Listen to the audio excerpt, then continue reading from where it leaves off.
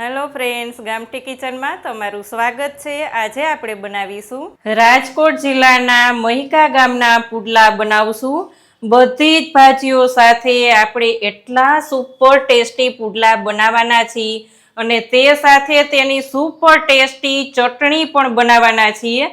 અહીં તમે જોઈ શકો છો ફ્રેન્ડ્સ, એકદમ પરફેક્ટ માપ સાથે ચટણી તો એટલી ટેસ્ટી બનશે। તો ચાલો જોઈ લઈએ આને કેવી રીતે બનાવવા। સબસ્ક્રાઇબ કરો ગામઠી કિચનને ને બેલ આઇકોન દબાવો લેટેસ્ટ કુકિંગ વિડીયો જોવા માટે।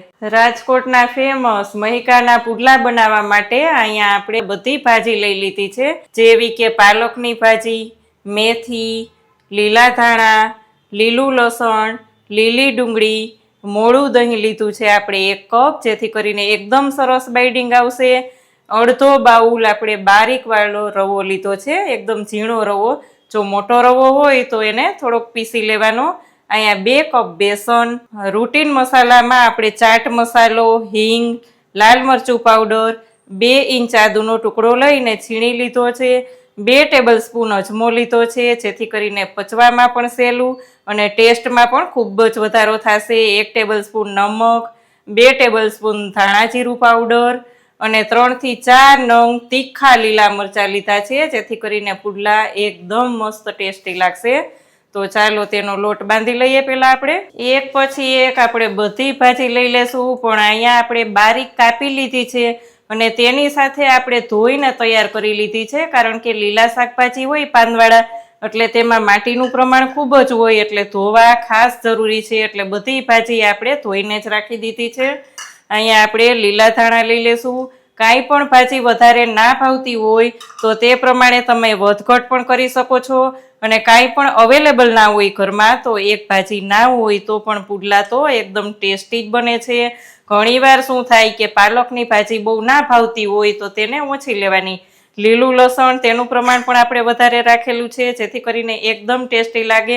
અડધું બાઉલ જેટલું લીલું લસણ પણ આપણે લઈ લીધું છે, અને સાથે જ આપણે રવો લઈ લેશું, જેથી કરીને બાઇડિંગ તો આપશે જ પણ સાથે સાથે એકદમ ટેસ્ટી પણ લાગશે, એટલે રવો પણ ખાસ લેવો। અહીંયા આપણે બધી જ ભાજીને બધું મિક્સ થઈ જાય એટલે આપણે આ મસાલા લઈ લેવાના છે। નમક, ધાણા જીરું પાવડર, ધાણા જીરું પાવડરનું પ્રમાણ થોડુંક વધારે રાખશું। લાલ મરચુંનું પાવડર આપણે 1 ટેબલ સ્પૂન લીધું છે, કારણ કે આપણે તીખા મરચાંનો ભરપૂર ઉપયોગ કરેલો છે। તીખા મરચાંથી જ એકદમ ટેસ્ટી લાગશે। અહીંયા આપણે 2 ટેબલ સ્પૂન અજમો લીધો છે, તેને ક્રશ કરી અને લઈ લેશું, જેથી કરીને પચવામાં પણ ખૂબ જ હલકું એવું થશે। ચાટ મસાલો, ચાટ મસાલાથી ખૂબ જ ટેસ્ટી એવા આપણા પુડલા બનશે। હિંગ લઈ લેશું અને 2 ઇંચ આદુના ટુકડાને આ રીતના મેં છીણી લીધું છે।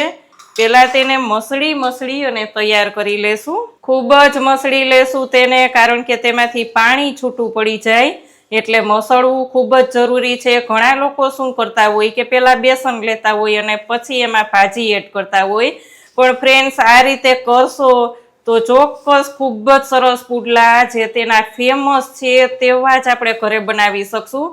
અને બધી ભાજી આવતી હોય એટલે આપણને પુડલા તો ખાસ યાદ આવી જાય કે હવે મહિકાના પુડલા બનાવીએ જ। અહીં તમે જોઈ શકો છો ફ્રેન્ડ્સ, એકદમ સરસથી બધું મિક્સ થઈ ગયું છે, અને આને પણ આપણે 10 મિનિટ ઢાંકણ ઢાંકી અને રેસ્ટ આપીશું, જેથી કરીને પાણી બધું છૂટું પડી જાય। 10 મિનિટ પછી તમે જોશો ફ્રેન્ડ્સ તો તમને એવું થશે કે ઓહો, કેટલી બધી ભાજી હતી।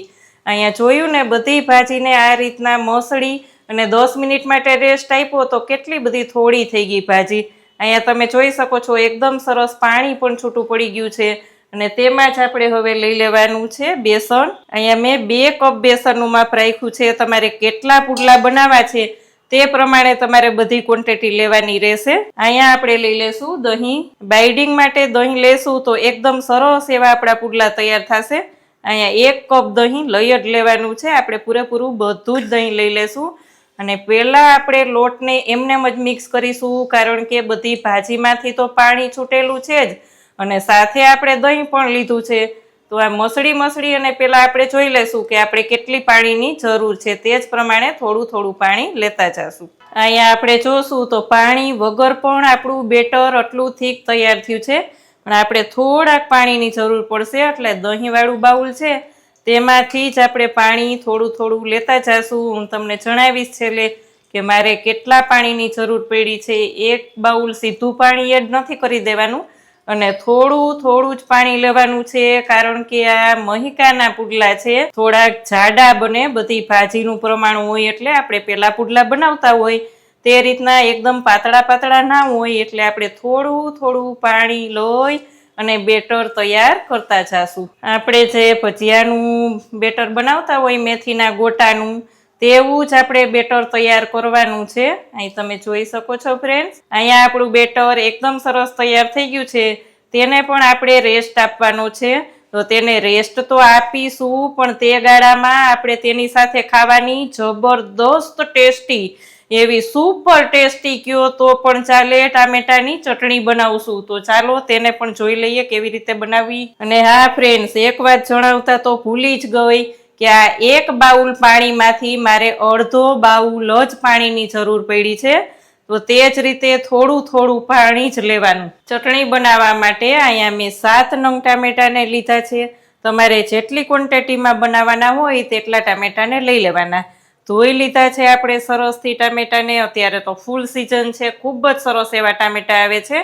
અહીંયા આપણે લસણની 10-12 કળી લસણ લીધું છે, 2 નંગ તીખા મરચાં ને 1 ઇંચ આદુનો ટુકડો લઈ અને આ રીતે છાલ કાઢીને આપણે તૈયાર કરી લીધો છે. ટામેટાને આપણે બોઇલ કરવાના છે, એટલે આપણે કટ લગાવી દેશું જેથી કરીને જલ્દીથી આપણા બોઇલ થઈ જાય ટામેટા. એટલે આ જ રીતે આપણે પ્લસમાં કટ લગાવી દેશું ટામેટાને, જેથી કરીને છાલ કાઢવાની પણ ઈઝી પડશે અને ટામેટા એકદમ બોઇલ થઈ જાય ફટાફટ. હાઈ ફ્લેમ ઉપર જ આપણે બોઇલ થવા દેવાના છે ટામેટાને. અહીંયા આપણે પાણી ગરમ કરવા રાખી દીધું છે અને બધા જ ટામેટા લઈ લેશું. બધા જ ટામેટા આપણે લઈ લીધા છે. હવે હાઈ ફ્લેમ ઉપર જ આપણે તેને થવા દેશું, જેથી કરીને તેની છાલ તેની મેળે જ દૂર થઈ જશે. અહીંયા જોઈ શકાય છે ફ્રેન્ડ્સ, આપણા ટામેટા એકદમ સારી રીતે બોઇલ થઈ ગયા છે અને એની છાલ પણ તેની મેળે જ છૂટી થઈ જાય છે. અહીં જોઈ શકો છો. હવે આપણે તેની છાલ કાઢી અને ટામેટા ઠંડા થાય એટલે પ્યુરી બનાવી લેશું. ટામેટાની પ્યુરી બનાવીને રેડી કરી લીધી છે. અહીંયા એક પેનમાં આપણે 2 ટેબલ સ્પૂન ઓઇલ રાખીશું, ઓઇલ લેશું. 2 ટેબલ સ્પૂન જેટલું ઓઇલ લઈ લેવાનું છે. ઓઇલનું પ્રમાણ થોડુંક વધારે રાખવાનું છે. ઓઇલને આપણે ગરમ થાય એટલે તેમાં લઈ લેવાના છે સૂકા લાલ મરચાં, 2 થી 3 નંગ સૂકા લાલ મરચાં. રાઈ લઈ લેશું 1 ટીસ્પૂન, 1 ટીસ્પૂન જીરું લઈ લેશું. રાઈને જીરુંને થવા દેશું. રાઈ જીરું તતડે ત્યાં જ આપણે ડુંગળી લઈ લેવાની છે. અહીંયા મેં 2 નંગ લીલી ડુંગળી લીધી છે. લીલી ના લઈ અને સૂકી લઈ તો પણ ચાલે, પણ ડુંગળી ખાસ લેવાની, તો જ તેનો ટેસ્ટ એકદમ સુપર લાગશે. અહીંયા ડુંગળીને આપણે ટ્રાન્સપરન્ટ ના થાય ત્યાં સુધી સતત ચલાવવાનું છે. ફ્લેમને આપણે સ્લો જ રાખીશું. અંદર જ આપણે નમક લઈ લેવાનું છે, જેથી કરીને આપણી ડુંગળી ફટાફટ સોફ્ટ થઈ જાય. ડુંગળીને આપણે ટ્રાન્સપરન્ટ ના થાય ત્યાં સુધી સતત ચલાવવાનું છે, જેથી કરીને ડુંગળીનો કાચો ટેસ્ટ ચટણીમાં ના આવે. એટલે આપણે થોડીક વાર એકદમ સ્લો ફ્લેમ ઉપર જ સતત ચલાવવાનું છે. ડુંગળી આપણી એકદમ ટ્રાન્સપરન્ટ થવા માંડી છે ત્યાં સુધીમાં જ આપણે લીધેલા લીલા મરચાં, લસણ અને આદુની પેસ્ટ પણ બનાવી લીધી છે અને તે એડ કરી દેશું, જેથી કરીને આદુનો ને એકદમ કાચો ટેસ્ટ ન આવે. જેથી તેને પણ ખૂબ જ સારી રીતે સાતળી લેવાની છે. આદુ લસણનો કાચો ટેસ્ટ આવે તો ચટણી એટલી બધી સુપર ટેસ્ટી નહીં લાગે, એટલે ખાસ સાતળવી. અહીં જોઈ શકાય છે ડુંગળી એકદમ ટ્રાન્સપરન્ટ થઈ ગઈ છે. તે જ દરમિયાન આપણે બનાવેલી પ્યુરી લઈ લેવાની છે. અહીં જોઈ શકાય છે. વચ્ચે કોઈ આ મોટો ભાગ થોડોક રહી ગયો હોય તો આ રીતે ચમચા વડે કરીએ તો બધું સરસ મિક્સ થઈ જશે, કારણ કે બોઇલ ટામેટા હોય એટલે મિક્સ થતા વાર નથી લાગતી. ટામેટાને એકદમ સારી રીતે ઉકળવા દેશું, પણ તે દરમિયાન જ આપણે અહીંયા 1 ટીસ્પૂન કશ્મીરી લાલ મરચું લીધું છે. અહીંયા મારા મરચાં ખૂબ જ તીખા હતા, લીલા મરચાં, એટલે લાલ મરચું પ્રમાણ હું થોડુંક ઓછું રાખીશ. અહીંયા ચટણીનો કલર પણ તમે જોઈ શકો છો ફ્રેન્ડ્સ, એકદમ મસ્ત આવે છે. અહીંયા 1 ટેબલ સ્પૂન મેં ખાંડ લીધી છે, કારણ કે મારા ટામેટા થોડાક ખાટા હતા. ટામેટા કેવા છે તે રીતે તમારે ખાંડનું બેલેન્સ કરવાનું રહેશે, તે જ રીતે સુગર લેવાની. અહીંયા આપણે સતત 5 થી 7 મિનિટ માટે ઉકળવા દેવાનું છે. એકદમ ફ્લેમને સ્લો જ રાખવાની છે અને ઉકળવા દેશું, જેથી કરીને ટામેટાનો કાચો ટેસ્ટ પણ ના આવે અને ટેસ્ટી, ખૂબ જ ટેસ્ટી એવી આપણી ચટણી તૈયાર થશે. અહીંયા જોઈ શકાય છે ફ્રેન્ડ્સ, આપણી ટામેટાની ચટણી એકદમ સારી રીતે ઉકળી ગઈ છે. તેલ પણ છૂટું પડવા લાગ્યું છે. તે જ દરમિયાન આપણે ફ્લેમને બંધ કરી દઈશું અને પુડલાનું બેટર જોઈ લઈશું. આપણે રેસ્ટ કરવા માટે રાખ્યું હતું તે બેટરને જોઈ લઈએ અને આપણે સાઈડમાં રાખી દઈએ. અહીંયા આપણે જોશું તો રેસ્ટ આપ્યા પછી આપણે બેટર જોઈ લેવાનું. જો થોડુંક જાડું લાગે વધારે, કારણ કે રવો આવતા બેટર થોડુંક ફૂલી ગયું હોય, રવો ફૂલી ગયો હોય એટલે બેટર થોડુંક ઘટ થઈ ગયું હોય તો 2 ટેબલ સ્પૂન જેટલું પાણી લઈ લેવાનું, વધારે પાણી નહીં લેવાનું. અહીં જોઈ શકાય છે એકદમ સરસ એવું આપણું બેટર તૈયાર થયું છે. પણ હા ફ્રેન્ડ્સ, જો બેસન એડ કરતી વખતે બેસનને ચાળવો ખૂબ જ જરૂરી છે. અહીંયા મેં ચાળીને જ બેસન રાખ્યો હતો, એટલે ચાળતી હોય તે બતાવેલું નથી, પણ તમે ચાળીને જ ખાસ લેજો તો જ પુડલા એકદમ સરસ ટેસ્ટી થાય અને સાથે જાળીદાર પણ થાય. હવે આપણે પુડલા બનાવીએ. અહીંયા આપણે એક તવો ગરમ થવા રાખી દીધો છે, તેને ગરમ પણ થઈ ગયો છે. અહીંયા આપણે પાણીનો છંટકાવ કરી અને લૂછી નાખવાનું, જેથી કરીને પહેલાં લોઢી થોડી ઠંડી પડી જાય, એટલે પાણીનો છંટકાવ કરવો ખૂબ જ જરૂરી છે.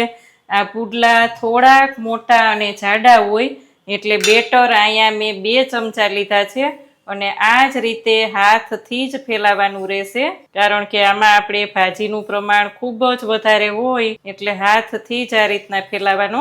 બધી બાજુ સરખો જ ફેલાવાનો, એક બાજુ જાડું ને એક બાજુ પાતળું ના રહી જવું જોઈએ, જેથી કરીને બધી બાજુથી સરખો જ ચડે. અહીંયા આપણે ફ્લેમને મીડિયમ કરી દેવાની છે. ધીમે ધીમે ઉપરની સાઈડ આ જ રીતના એકદમ ડ્રાય થઈ જાય ત્યારે જ પલટાવવાનું છે. પલટાવવાની ઉતાવળ નથી કરવાની. ક્યારેક એવું હોય આપણે ફ્લેમ અહીં ઓછી હોય કે નાનું ફ્લેમ ઉપર આપણે કરતા હોય તો બધી બાજુ ફ્લેમ લાગે નીચે, તે જ રીતને આપણે તવાને ફેરવતું જવાનું છે, જેથી કરીને બધી બાજુ સરખી ફ્લેમ લાગે.